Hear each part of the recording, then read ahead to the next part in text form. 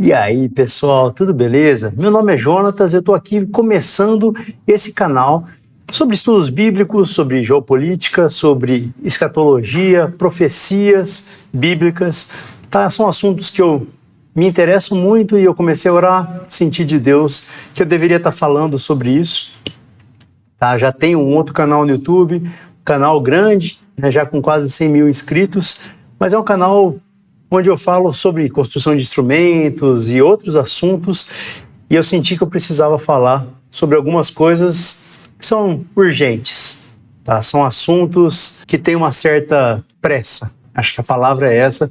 A gente tem pressa para falar de alguns assuntos porque o tempo está se acirrando, tá? A gente está chegando no momento onde as coisas estão confluindo, onde os acontecimentos no mundo estão apontando para a volta de Jesus, tá? E é sobre isso que a gente vai estar conversando. O primeiro episódio aqui vai ser sobre o livro de Daniel, tá? O livro de Daniel é um livro muito louco, é um livro muito diferente e tem muita coisa legal, né? Então, a primeira coisa que eu queria conversar com vocês é como que a gente lê o livro de Daniel? Será que é só uma... são profecias de coisas que estão no futuro? Ou tem coisa que já aconteceu? Ou as duas coisas. Tem coisa que já aconteceu e tem coisa que vai acontecer. Ou será que são profecias? Ou será que é uma linguagem simbólica? Será que são só símbolos? Ou será que tem coisas que são fatos históricos e a gente precisa interpretar literalmente? Ou talvez as duas coisas. É sobre isso que a gente vai estar conversando no vídeo de hoje, sobre como a gente começa a leitura do livro de Daniel, tá? Será que os eventos citados no livro de Daniel já se cumpriram, vão se cumprir, né? Ou se cumpriram em parte, ou vão se cumprir mais de uma vez, né? Tem várias formas da gente interpretar isso, tá? E eu vou estar conversando um pouquinho sobre isso, tá bom? Espero que vocês gostem, né? Já deixe seu joinha e no final aí deixe seu comentário. Eu gostaria de receber o feedback de vocês, tá bom? Ok, então o primeiro tópico aqui que a gente tem que entender é que eu estou partindo de um ponto de vista cristão, tá? Eu acredito em Jesus Cristo como Filho de Deus, que veio ao mundo e que vai retornar, tá? Além disso, eu acredito também, né, que a Bíblia é uma coisa só, tá? Então, por mais que a gente tenha livros escritos em épocas diferentes, esses livros eles se comunicam e eles só vão se explicar a partir da própria Bíblia. Tá, eu vou evitar trazer muita informação de fora, embora a gente tenha fatos históricos que a gente pode trazer. Existem livros que são livros apócrifos, como o livro dos Macabeus, que vai explicar muito de Daniel. Tá? É um livro histórico, não é exatamente um livro profético. Tá? Ele mostra o cumprimento de algumas profecias, tá, no livro de Macabeus, por exemplo. Mas se a gente quer entender a Bíblia, a gente tem que olhar a partir da Bíblia.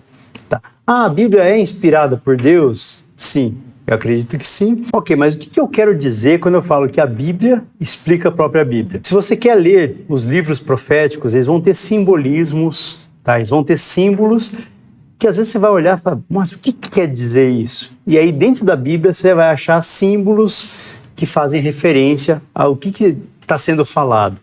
Tá? Então, muitas vezes as profecias elas vão ter explicações dentro da própria Bíblia, tá? E tem livros, às vezes, que têm um propósito profético. Se pensar no livro de Apocalipse, por exemplo, tem um mar de vidro diante do trono de Deus. Tem gente que já vai imaginar um mar, eu já vi desenho com mar, com ondas. E não é sobre isso que está sendo falado. Tá? Para você entender aquela cena, você tem que olhar para o Velho Testamento. Como assim, Jota? Você tem que olhar um mar de vidro no Velho Testamento, a gente olhar o tabernáculo, né, quando Deus vai dando as instruções para Moisés, construa o tabernáculo de tal forma. E no tabernáculo tinha o mar de bronze. O mar era um objeto, não era um mar. Então o mar ele era um tanque que o profeta se lavava antes de entrar na presença de Deus. E aí você fala, poxa, então na presença de Deus vai ter um mar que não é de bronze. Qual que é o simbolismo do vidro ali? Que o vidro é transparente, né? Então, se você se lavar na presença de Deus, mesmo a sua sujeira vai ficar exposta ali naquela água. Tá? Então, Você não esconde nada de Deus. Esse é o simbolismo. Quando fala Jerusalém, a Jerusalém eterna vai ter ruas de ouro. Não está falando que a gente vai pisar no ouro literalmente. Muito provavelmente está falando que o que a gente dá valor aqui na terra não tem valor nenhum lá no céu. É o que a gente considera o mais importante, né? O ouro, lá no céu, você vai andar em cima e vai ignorar aquilo. Você vai pisar sobre aquilo, você vai desprezar aquilo. Tá? Então, tem símbolos na Bíblia, né? Eu comecei a viajar aqui já, né? Mas, se a gente pensar, a cena de Apocalipse a gente só entende se a gente olhar para a cena do tabernáculo no Velho Testamento. Então, a própria Bíblia traz explicações. Esse é o primeiro critério que a gente tem que ter quando a gente vai falar sobre interpretação de material profético na Bíblia, tá? Ok, então a gente vai começar a falar de Daniel, mas vai começar por Mateus, tá? Quando eu senti de Deus de que eu deveria falar sobre esse assunto, esse foi o texto que me chamou a atenção, tá? E foi através desse texto que Deus falou comigo, tá? Mateus 24. Tá? E a gente vai ver Jesus falando sobre o fim dos tempos. Tá? E por que a gente vai cair no profeta Daniel? Né? Porque aqui fala assim, Jesus falou, quando virdes que a abominação da desolação de que falou o profeta Daniel está no lugar santo, quem lê entenda. Daí você fala, quem lê entenda, parece que ele está falando de uma coisa bem óbvia. Né? E talvez seja óbvio mesmo, né? Mas parece que os nossos olhos muitas vezes estão fechados para isso. O que ele está falando de abominação da desolação? É alguma coisa que já aconteceu, mas que está para acontecer. Como assim já aconteceu? Então, se a gente quer entender se algo já aconteceu ou não, a gente tem que olhar para a história, gente. Tá? E como cristão, às vezes o povo falha porque não estudou. A Bíblia fala, meu povo perece porque lhe falta o conhecimento. Tá? Então, vamos olhar para a história e entender. As profecias de Daniel falam de alguns reinos, ia ter um grande reino que ia dominar toda a terra, né, a forma como é colocado ali. Mas se a gente olhar, ele dominou toda a região conhecida daquela época, daquele povo. Tá? E ele dividiu depois o seu reino em 4 reinos, conforme estava previsto em Daniel. Você vai ver, e ele divide ali, reino do norte, reino do sul. Depois a gente vai falar sobre como essas profecias de Daniel foram se cumprindo historicamente, quem se casou com quem, né, como que foram as batalhas, guerras. Tudo isso é interessante, mas no momento eu quero focar no Antíoco Epifânio para mostrar um exemplo de como a gente pode interpretar a Bíblia com base no que já aconteceu. Antíoco Epifânio é um cara que começou a perseguir o povo de Deus, tá? Primeira coisa aqui, o nome dele, Epifânio, significa Deus manifesto. Então o cara tá falando, eu sou o próprio Deus. Tá? É muito do que a gente vê na figura do anticristo depois, em Tessalonicenses, né? Vai ver em Apocalipse. Tá? Então, são figuras que vão se repetindo na história. E isso é importante a gente entender. Tá? Tem eventos que aconteceram, mas que vão acontecer de novo, tá? Vamos voltar aqui só para dar o exemplo e vocês entenderem quem foi Antíoco Epifânio. Então, Antíoco Epifânio se tornou o imperador da época, e aqui o que interessa para a gente conseguir avançar na nossa conversa, é que ele dominou a região ali de Jerusalém e proibiu a adoração a Deus com pena de morte. Tá? Então, quem mantivesse os ritos judaicos, ele perseguiu o povo judeu e falou, ó, quem seguir nessa linha aí vai morrer. Antíoco Epifânio, então, ele fez o quê? Ele profanou o templo de Deus. Como assim? Tinha o templo. Qual foi o templo que Antíoco Epifânio profanou? O que é isso? Então tinha o templo de Salomão, foi destruído, depois Ciro permitiu que o povo voltasse para reconstruir, e aí tinha esse templo aí, tá? Essa aqui é uma figura mostrando como seria o templo aqui na época. E aí, Antíoco Epifânio foi lá e profanou o templo. Como? Ele mandou construir um altar dentro do templo dos judeus. Tá? Então, dentro do templo que era dedicado a Deus, ele construiu um templo dedicado a Zeus. Tá? E para sacanear mesmo, para profanar o templo, ele resolveu fazer sacrifícios, inclusive sacrifício de porcos, tá? Que eram animais imundos para os judeus. Depois teve a revolta dos Macabeus, né, liderado por Judas Macabeu, que era um cara que juntou o povo para acabar com essa palhaçada. E essa revolta dos macabeus aconteceu justamente para tirar o altar que estava dentro do templo de Deus, tá? Bom, Jesus, em Mateus 24, citou Daniel. E ele fala do abominação da desolação da qual fala o profeta Daniel. Que abominação que é essa? Então, Daniel 9, se a gente descer Daniel 9, lá no 27, ele fala assim: o governante fará um tratado com muitos por um período de 1 semana, mas depois de metade desse tempo ele acabará com os sacrifícios e com as ofertas. E numa parte do templo ele colocará uma terrível profanação, até que o destino declarado para esse profanador seja finalmente derramado sobre ele. Parece muito com a descrição do que a gente estava falando sobre o Etíoco Epifânio, tá? Inclusive, antes aqui, ele começa a falar, é que ele vai misturando algumas coisas, né? Então, ele vai falando das semanas aqui, as 70 semanas de Daniel, tá? E a última semana, uma semana dividida ao meio. Inclusive, é curioso, porque Etíoco Epifânio, né, que a gente comentou, aquele imperador, né, que foi lá e profanou o templo, ele reinou por 3 anos e meio, né, que é um número muito importante aqui para o livro de Daniel. Daniel 11, se a gente descer aqui Daniel 11, no 31, ele também cita de novo o mesmo evento: seu exército tomará a fortaleza do templo, contaminará o santuário, acabará com os sacrifícios diários e colocará ali uma terrível profanação. Tá? Daniel 12, ele cita novamente: a partir do momento em que o sacrifício diário for suspenso e a terrível profanação for colocada ali, haverá 1290 dias. Tá?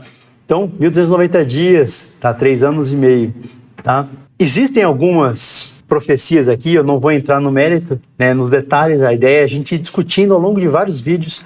Tá? Eu não tenho pressa, tá? E a ideia é a gente ir conversando o que dá para conversar. É importante a gente saber, ok, isso aconteceu já na história, mas ao mesmo tempo, enquanto a gente olha aqui, a gente está em Daniel 9, né, ele começa a explicar aqui o que ele estava falando, né, e se vê que tem algumas questões que não batem. Né? Então, tem uma previsão de datas aqui, se a gente olhar 62 semanas, mais 7 semanas, mais a última semana que é dividida na metade, ele está falando de Jesus lá na frente.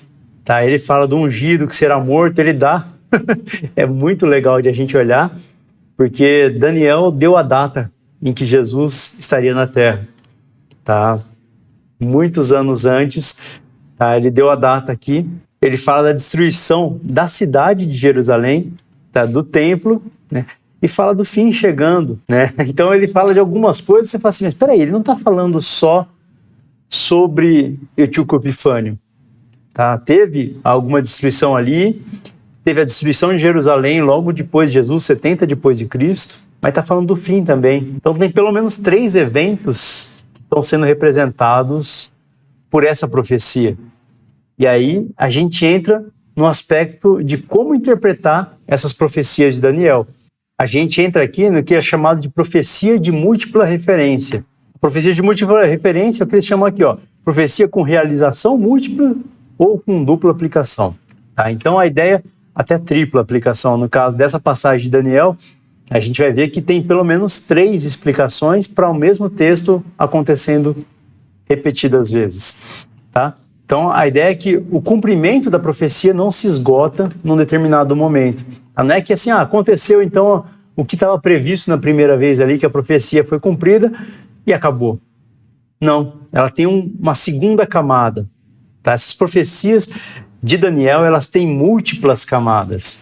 Isso que é muito legal. As profecias bíblicas, elas se repetem e elas entram em camadas, né, de formas que surpreendem muitas vezes. Então, se a gente pensar aqui, o próprio texto que eu peguei de exemplo aqui, do site Estilo Adoração, um exemplo perfeito aqui de profecia de múltipla referência na Bíblia é Daniel.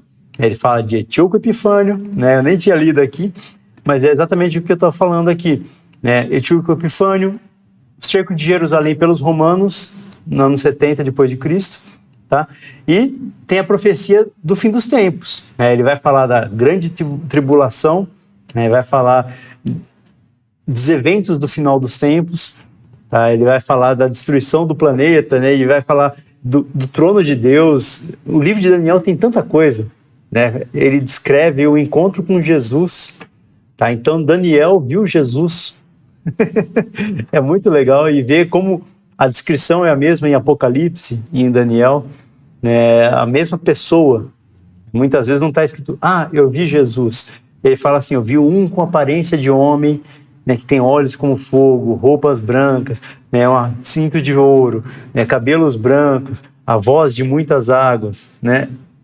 É a descrição de Jesus em Apocalipse.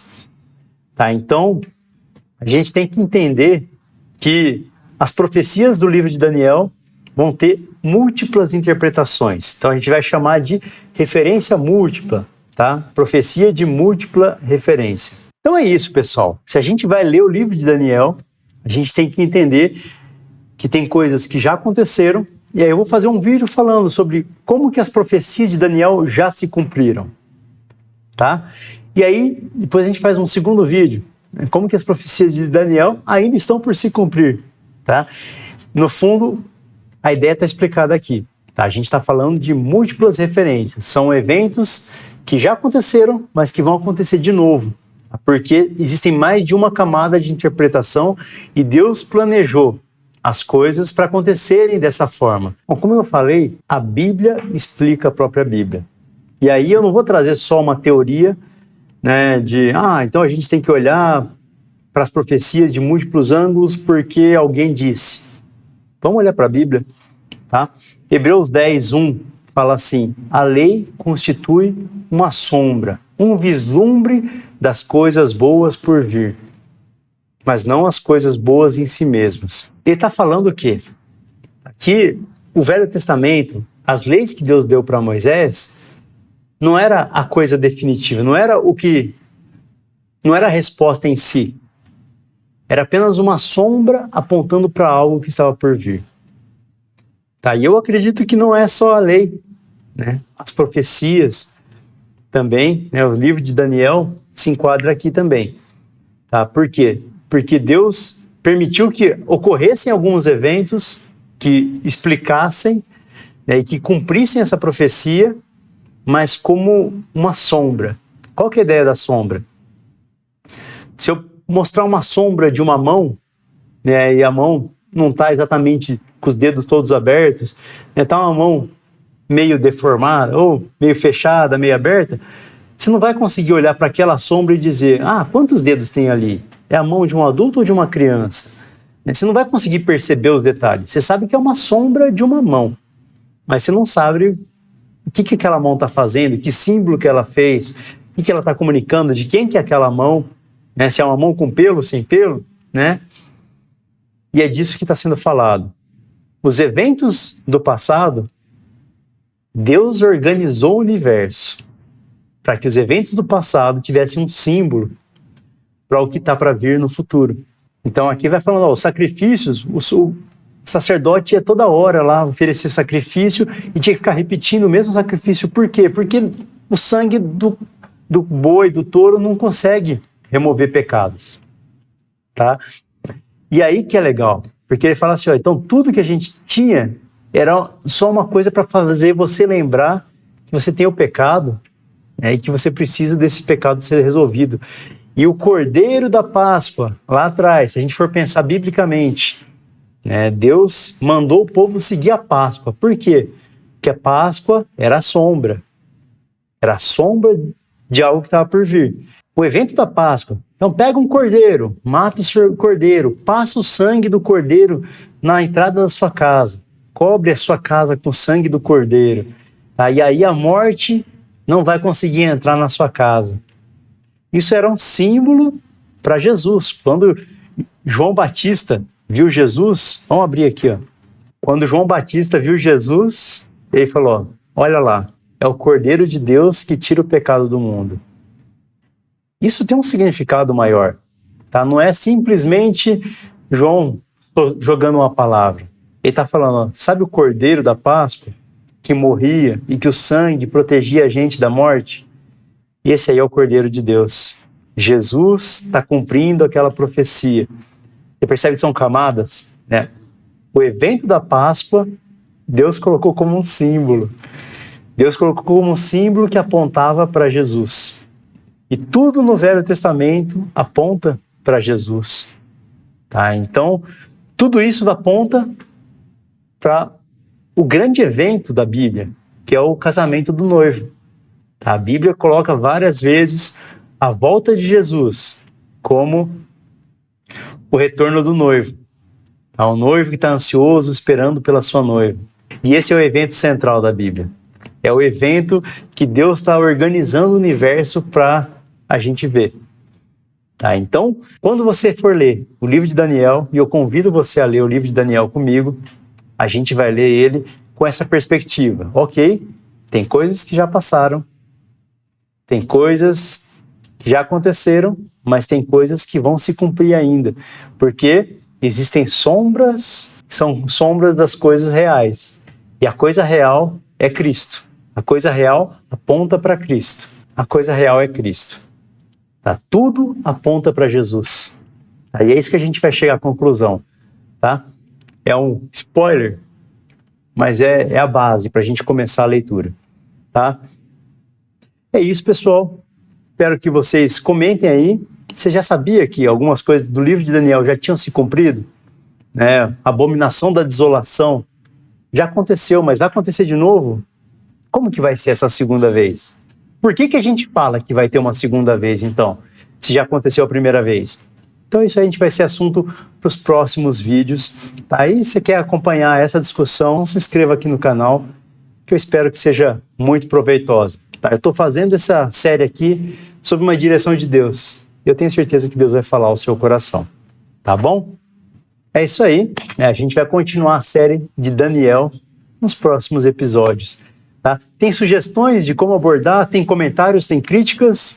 A hora é agora. Tá? Então deixe o seu comentário que eu vou tentar fazer pelo menos um vídeo por semana aqui. Tá bom? Deus abençoe e até a próxima, se Deus quiser.